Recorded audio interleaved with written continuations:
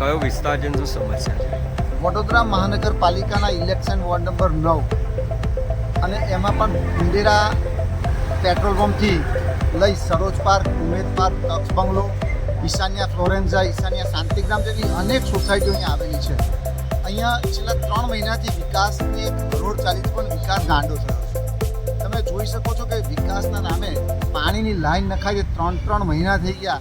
આજે 3 મહિના થઈ ગયા તેમ છતાં પણ હજુ પાણીની લાઈન નખાઈ નથી ને લોકો ત્રાહિમામ પોકારી ગયા છે.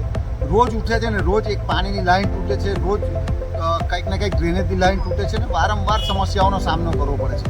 અહીંના ચૂંટાયેલા પ્રતિનિધિઓને પણ અહીંના સ્થાનિક લોકોએ વારંવાર રજૂઆત કરી, તેમ છતાં કોઈ પણ પ્રકારનું નિરાકરણ આવ્યું નથી. આજે અહીંની મહિલાઓ દ્વારા વિરોધ પ્રદર્શન કરવામાં આવ્યું હતું ને કહેવામાં આવ્યું હતું કે વહેલામાં વહેલી તકે જો આ કામગીરી નહીં કરવામાં આવે તો આગામી દિવસોમાં અહીંયા ધરણા પર પણ બેસીશું. પરંતુ મારા ચૂંટાયેલા પ્રતિનિધિઓ અને વહીવટી પાંખને કહેવું છે કે તમે કરોડો રૂપિયાનું બજેટ જ્યારે અહીંયા ફાળવ્યું છે ત્યારે શાના માટે આટલું બધું ડીલે થાય? આજે કોઈકના ઘરની અંદર સ્વાભાવિક છે કે કોઈકના ઘરની અંદર કોઈ બીમાર હોય, નાના છોકરાઓને અહીંયાથી રોજ લઈ જવાના હોય.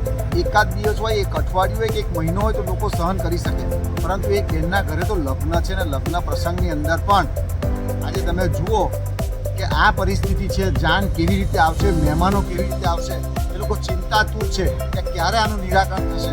ત્યારે અમારા અહીંના ચૂંટાયેલા પ્રતિનિધિને વહીવટી પાંખને કહેવું છે કે વહેલામાં વહેલી તકે જો આનું નિરાકરણ કરવામાં નહીં આવે તો આગામી દિવસોની અંદર અહીંયા ઉગ્ર આંદોલન કરવામાં આવશે. હિરેન રામી. અમે સરોજ પાર્કમાંથી બોલીએ છીએ. અમે વોર્ડ નંબર 9 ને લગતું કહી રહ્યા છે. અમે જે જીવાભાઈ સોસાયટીથી ઉંડેરા ગામને જે જોડતો રસ્તો છે તેના પર અત્યારે કેટલાય વખતથી આમ તો 6 મહિનાથી કામ ચાલે છે, પણ છેલ્લા 3 મહિનાથી પબ્લિક બહુ હેરાન થઈ છે. અને એમાં બધા કોન્ટ્રાક્ટરો જુદા હોવાથી એકબીજાના માથા પર કોઈ એકબીજાને લેતું નથી અને એકબીજાની ઉપર છોડી દે છે. હવે આવામાં નાના બાળકોને સવારે સ્કૂલ જવા માટે, વૃદ્ધને દવાખાને, હોસ્પિટલ માટે, કોઈના લગ્ન પ્રસંગ માટે કોઈ બી સમસ્યાનો આમાં ઉકેલ આવતો નથી અને આ લોકો અવારનવાર આવી રીતે ખાડાઓ ખોદીને અને બસ હેરાનગતિ કરે છે. તો એવું હોય તો આ વિસ્તારમાં જે દબાણ કરેલા ભાગ હોય એ દબાણ ભાગને દૂર કરી ત્યાર પછી આ કામકાજ શરૂ કર્યું હોત તો તેમને વધારે સફળ બનાવત. કારણ કે દબાણ જ એટલું બધું છે આ વિસ્તારમાં અને પાછું આ ઉપરથી આ કામ ચાલુ કર્યું છે. હવામાં પાણીની પાઇપો તૂટી જતા અવર જવર લોકોને બહુ જ નુકસાન થાય છે. ઘણા પડી જાય છે. પડી જવાથી હોસ્પિટલ જવા માટે એમ્બ્યુલન્સ બી અંદર આવી શકતી નથી અને આના લીધે આવી પાઇપો તોડવાના લીધે અમારા સરોજ પાર્કમાંથી તેથી આટલા બધા વિસ્તારમાં પાણીની ખૂબ તકલીફ પડે છે કે જેથી અમે ટેન્કર બી મગાવી નથી શકતા અને અમને પાણી બી નથી મળતું. 4 દિવસ સુધી પાણી ના મળે એટલે માણસની કેવી હાલત થાય એ અત્યારે જે વિસ્તારમાં થતું હશે એ લોકો જાણતા હશે. તમે તો આ વિસ્તારમાં વોટ લેવા માટે આવો છો અને અમે તમને પબ્લિક આ વોટથી ચૂંટાઈને તમને આ પોઝિશન પર બેહાડ્યા છે તો તમારી એટલી તો જવાબદારી બને છે કે તમે આ વિસ્તારમાં આવો અને આ વિસ્તારની મુલાકાત લો તો તમને ખબર પડે કે કેવી રીતે. અને હવે અવારનવાર જે વિસ્તારમાં ચૂંટણી આવતા આ વિસ્તારના જે મતાધિકારો હોય તે આ વિસ્તારમાં આવતા પહેલાં વિચારી લેજો કે આ વિસ્તારમાંથી તેમને અત્યારે અમને જે સહાય નહીં મળે તો આવતા વખતે તમારે આવવું ભારે પડી જશે આ વિસ્તારમાં. એટલે હવે તમારે જે વિચારવું હોય એ આવીને, અને જો હવે તમે નહીં આવી શકો તો અમે હવે 2 દિવસમાં આ ધરના પર બેસીશું આ જગ્યાએ. તે વખતે તમારે અચૂક અહીંયા આવવું પડશે અને અમે આગળનું કામકાજ અટકાવી દઈશું. જી બેન, શું તકલીફ છે?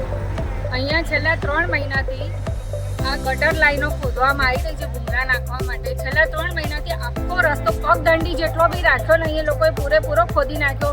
ના નાના બાળકોનો, ના વૃદ્ધોનો કોઈનો વિચાર કર્યો. વચ્ચે પાણીની લાઈનો તૂટે છે, પાણી આવતું નથી. અઠવાડિયામાં 3 થી 4 વાર એવું 3 મહિનાથી સતત છે. પાણીની ટેન્કર બી અંદર ના આવી શકે તો સમજો કે પાણી વગર માણસનું જીવન અટકી જાય. સવારમાં જવાવાળા હોય, બાળકો હોય, નોકરિયાત હોય, એ લોકો કેવી રીતના નોકરી જઈ શકે. અને ગરડા માણસને જો કોઈ હોસ્પિટલમાં શિફ્ટ કરવાનો આવ્યો તો અંદરથી ચાલીને ના આવી શકાતું હોય તો સાધન તો અંદર આવી શકે છે. અમને બહાર બી કેવી રીતના લઈ જવા, એ કેટલી બધી તકલીફો છે. અને આ 3 મહિનાથી સતત આ કામગીરીથી છે. અમે કોઈ એની દેખરેખ નથી કોઈ અધિકારીની અને એમને કોન્ટ્રાક્ટર એમની રીતે કામ કરી જાય છે. અંદર માથાકૂટો કરે છે, કામ અટકાવી દે છે, અંદર માથાકૂટો કરીને કામ અટકાવે છે. એ કામ એમની રીતે અટકાવે છે, એમાં પબ્લિકને વારે ઘડી તકલીફ પડે છે. આ બહુ ભયંકર પરિસ્થિતિ છે.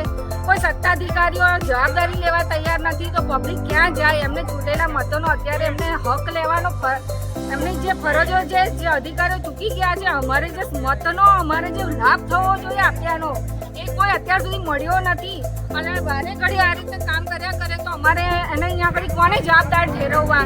કાલે ઉઠીને કોઈને સ્પાઇનમાં તકલીફ આવી, કોઈના હાડકા ભાગી ગયા, કોઈ છોકરું અંદર પડી ગયું ખોદેલા ખાડામાં, તો એની જવાબદારી કોણ લેશે? કોઈ મોટી દુર્ઘટના ઘટી ગઈ તો બી શું અહીંયા પાઇપલાઇન ગેસ હતું હજુ સતત એ લોકો કહી રહ્યા કે આના પછી ફરી ખોદવાના છે, આના પછી પાઇપલાઇન ગેસ આના ખોદવા, તો શું 12 મહિનામાં અમારે 8 મહિના આ રીતે જ કાઢવાના છે? તો પછી અહીંયા આગળ અમારે ઘરો લીધેલા મતલબ શું કોર્પોરેશનમાં અમારે જે પ્રોપર્ટી ટેક્સ છે, વાહન ટેક્સ ભરીએ છીએ, રોડ ટેક્સ ભરીએ છીએ, આપણા ટેક્સનો મતલબ શું છે? જો અમને અમારી સેવાઓ જ ના મળી રહેતી હોય ટેક્સના ભર્યાના, તો આ બધા ટેક્સો અમારે ભરવાની ઈચ્છા નથી. હું તો કહું છું લાઇટ બિલ બી અમારે ભરવાની તૈયારી નથી જ્યાં સુધી અમારે કોઈ પણ અમને કામ ના મળે પૂરતું. તો અમારે નહીં મ્યુનિસિપલ કોર્પોરેશન ટેક્સ ભરો, નહીં રસ્તા ટેક્સ ભરો, નહીં પાણી ટેક્સ ભરો, નહીં મકાન ટેક્સ ભરો, મિલકત વેરાના ટેક્સ ભરો, નહીં લાઇટ બિલ ભરવાની અમારી હવે જ્યાં સુધી અમારું કામ સંપૂર્ણ પૂરું ના થાય, કોઈ અમને અમારી બધી જે લગતી સેવાઓ પૂરી ના પાડે તો કોઈ પણ જાતનું ટેક્સ ભરવાની તૈયારી નહીં. અને 2 દિવસમાં અમે અહીંયા ધરણા પર બેસીશું, કોઈને અહીંયા પૈસા દેવામાં આવશે નહીં.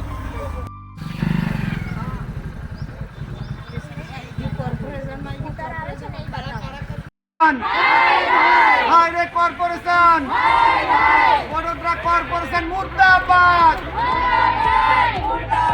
વડોદરા કોર્પોરેશન મુર્દાબાદ, હાઈવે કોર્પોરેશન